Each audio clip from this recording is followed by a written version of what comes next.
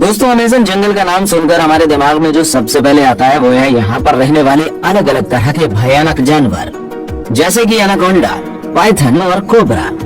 लोगों का तो यहाँ तक मानना है कि इस अमेज़न जंगल में आज भी डायनासोर रहते हैं, और ऐसा कहा जाना एक तरह से बिल्कुल सही भी है, क्योंकि अमेज़न जंगल इतना घना है कि अभी तक इसका सिर्फ 25% भाग ही देखा जा सका है, और बाकी के 75% हिस्से में क्या कुछ ये जंगल हम मनुष्यों से छुपाए बैठा है, अभी तक साइंटिस्ट भी जान नहीं पाए हैं। इस जंगल की विशालता का अंदाजा आप इस बात से लगा सकते हैं कि हर तीसरे दिन इस जंगल में एक नई खोज निकलकर सामने आती है। तो आज हम आपको इस वीडियो में अमेज़न जंगल के बारे में कुछ खास चीजें तो बताएंगे, साथ ही हम आपको ये भी बताएंगे कि इस जंगल का निर्माण कैसे हुआ था। तो वीडियो के अंत तक जरूर बने रहिएगा और वीडियो को एक लाइक जरूर कर दीजिएगा। दोस्तों, इस बात में कोई भी शक नहीं है, इस जंगल के अंदर आकर ऐसा महसूस होता है जैसे हम किसी अलग ही दुनिया में आ गए हों। इस समय धरती का सबसे ज्यादा घना जंगल अमेज़न ही है। इस जंगल में पाए जाने वाले एनाकोंडा बाकी देशों की तुलना में काफी ज्यादा बड़े होते हैं। इसके अलावा इस जंगल में प्राचीन वक्त के भयानक सांपों को देखे जाने का भी दावा किया जाता है, क्योंकि इस जंगल का क्लाइमेट बिल्कुल वैसा है जैसे कई लाख साल पहले धरती का हुआ करता था। इस जंगल में बुलेट आंट जैसी चींटियां और कई अनोखे जानवर मौजूद हैं, जो कि बस अमेज़न जंगल में ही मिलते हैं। जैसे कि हमने आपको पहले ही बताया, अभी तक अमेज़न जंगल का आधे से कम एरिया ही देखा जा सका है, और बाकी का 75% हिस्सा ऐसा है जहां आज तक इंसान नहीं पहुंच पाया है, क्योंकि ये इतना ज्यादा घना है कि इसके अंदर जाना ही किसी जोखिम से कम नहीं है, और इतने अंदर तक टेक्नोलॉजिकल सामानों को लेकर जाना और भी ज्यादा मुश्किल है। जैसा कि आपने जाना, इसका क्लाइमेट लाखों सालों पहले की पृथ्वी जैसा है, तो वैज्ञानिक भी इस जंगल के साथ ज्यादा छेड़छाड़ करके इसको बर्बाद नहीं करना चाहते। अमेज़न जंगल के अंदर जानवरों के अलावा आदिवासियों की कई प्रजातियां भी निवास करती हैं, और इस जंगल के अंदर कई प्रजाति तो ऐसी भी हैं जिनके बारे में हमें अभी तक कुछ भी नहीं पता है।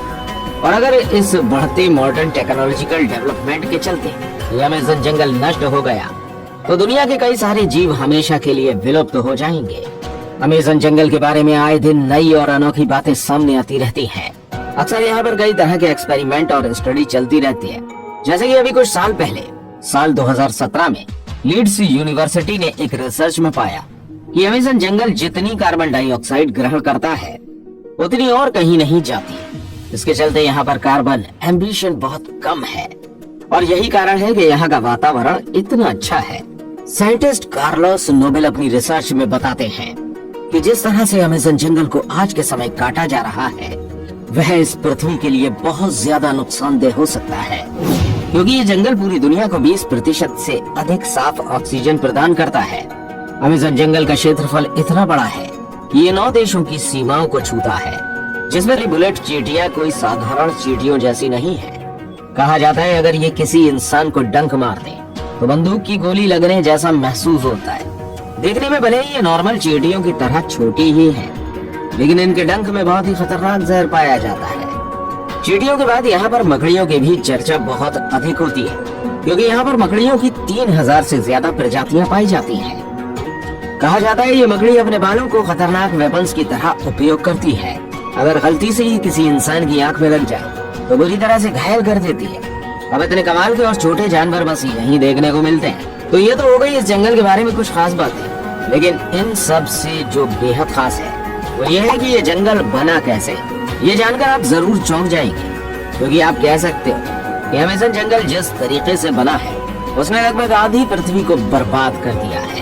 अभी हाल ही में कुछ स्टडी से पता चला है कि डायनासोर जैसे बड़े जीवों को मारने वाला एस्ट्रॉइड एक नए नियोड ट्रॉपिकल जंगल के निर्माण के लिए जिम्मेदार है। इन ट्रॉपिकल जंगलों का निर्माण एक एस्ट्रॉइड के कारण हुआ, जो आज से लगभग 65 मिलियन साल पहले पृथ्वी से टकराया था, और इसके बाद क्रेटेशियस मास एक्सटिंक्शन हुआ था, जिसने धरती के पूरे रुख को ही बदल दिया। इस दौरान पृथ्वी पर राज करने वाले 25 किलो के वजन से अधिक लगभग 75% जीवों की प्रजातियां पूरी तरह से विलुप्त हो गयी। ये मास एक्सटिंक्शन मुख्यतः 2 कारणों से हुआ, जिसने डायनासोर जैसे भयानक जानवरों का नामो निशान ही मिटा दिया। सबसे पहले लगभग 65 मिलियन साल पहले 10 किलोमीटर साइज जितना विशाल एस्ट्रॉइड हमारी धरती से आ टकराया, और इस एस्ट्रॉइड के पृथ्वी से टकराने के कुछ ही टाइम बाद कई किलोमीटर दूर तक आग का गोला फैल गया।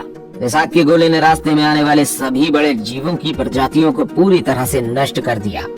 इस एस्टेरॉइड की टक्कर में समुद्र में कई किलोमीटर ऊंची खतरनाक लहरें उठी, जिन्होंने चारों तरफ तबाही मचा दी। इस टक्कर के कारण निकली धूल कुछ ही वक्त में पूरे आसमान में फैल गई, जिसकी वजह से हमारी धरती का वायुमंडल काफी वक्त के लिए धूल और गैस से ढका रहा, जिसके कारण सूरज से आने वाली प्रकाश की किरणें धरती की सतह पर नहीं पहुंची, जिसकी वजह से धरती का तापमान कई डिग्री सेल्सियस तक गिर गया। इस महाप्रलय की वजह से जीव जंतु और पेड़ पौधे बुरी तरह से नष्ट हो गए। अब कुछ महीनों के बीतने के बाद धीरे धीरे पृथ्वी के वायुमंडल से धूल और गैस के बादल साफ होना शुरू हुए और प्रकाश की किरणें एक बार फिर से धरती पर पहुंचने लगी। इस मास एक्सटेंशन के बाद चूहे की तरह दिखने वाले मैमल्स और दूसरे जीवों की प्रजातियां अस्तित्व में आई, जिन्होंने कई लाखों सालों के एवोल्यूशन के बाद मैमल्स से बंदर और बंदरों से इंसानों का रूप लिया। ये एस्टेरॉइड यानी उल्कापिंड हमारे जीवन के लिए बहुत ही ज्यादा जरूरी था। अगर ये उल्कापिंड पृथ्वी से नहीं टकराया होता तो डायनासोर कभी खत्म ही नहीं होते और हम इंसानों का अस्तित्व कभी सामने आ ही नहीं पाता।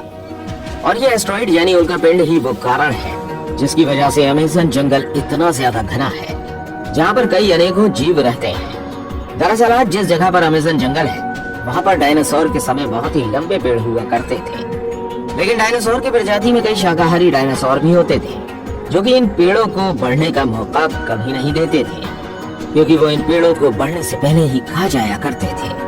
लेकिन जब उल्कापिंड गिरा तो डायनासोर पूरी तरह से विलुप्त हो गए। अब इसके बाद इन पेड़ों को खाने वाला कोई नहीं था, लेकिन जो ये उल्कापिंड था वो बिल्कुल ठीक अमेज़न जंगल के ऊपर गिरा था, जिसकी वजह से उस टाइम में ये जंगल पूरी तरह से नष्ट हो गया था। यहाँ पर कोई भी जीव नहीं बचा, साथ ही ये जगह पूरी तरह से रेडिएशन से भर गई। इस उल्कापिंड का तापमान इतना अधिक था कि इसने सभी हरे भरे पेड़ पौधों को जला दिया, लेकिन वक्त के साथ साथ यहाँ की स्थिति शांत हुई और यहाँ पर जीवन फिर से पनपने लगा। पेड़ पौधे उगना फिर से शुरू हुए, लेकिन अब की बार पेड़ पौधों को खाने वाला कोई जीव मौजूद नहीं था।